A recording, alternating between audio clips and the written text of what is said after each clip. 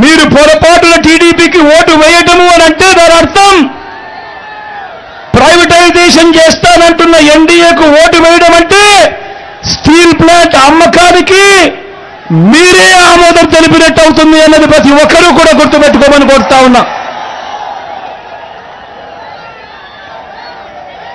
గాజువాకలో పొరపాటున TDP గెలిచిందంటే, NDA గెలిచిందంటే steel plant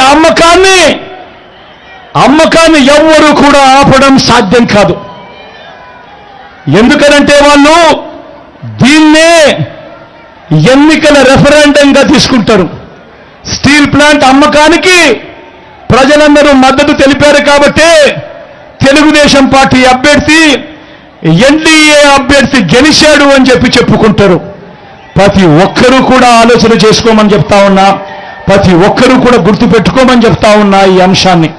దాని తర్వాత జగన్ ఆపడానికి ఎంత ప్రయత్నం చేసినా కూడా వాళ్ళ నోట్లో నుంచి వచ్చే ఒక బాట, నీకెందుకయ్యా బాధ, వాళ్ళకు లేని బాధ నీకెందుకయ్యా బాధ, వాళ్ళు ఎన్డీఏకు ఓటు వేశారు అనంటే, తెలుగుదేశం పార్టీకి ఓటు వేశారు అనంటే దాని అర్థం వాళ్ళంతా స్టీల్ ప్లాంట్ అమ్మకానికి వాళ్ళంతా కూడా గ్రీన్ సిగ్నల్ ఇచ్చినట్టే కదయ్యా, నీకెందుకయ్యా బాధ అని చెప్పి ఆ తర్వాత వాళ్ళు జగన్ను కూడా అంటారు అన్న మాట ప్రతి ఒక్కరూ కూడా గుర్తుపెట్టుకోమని కోరుతా ఉన్నా.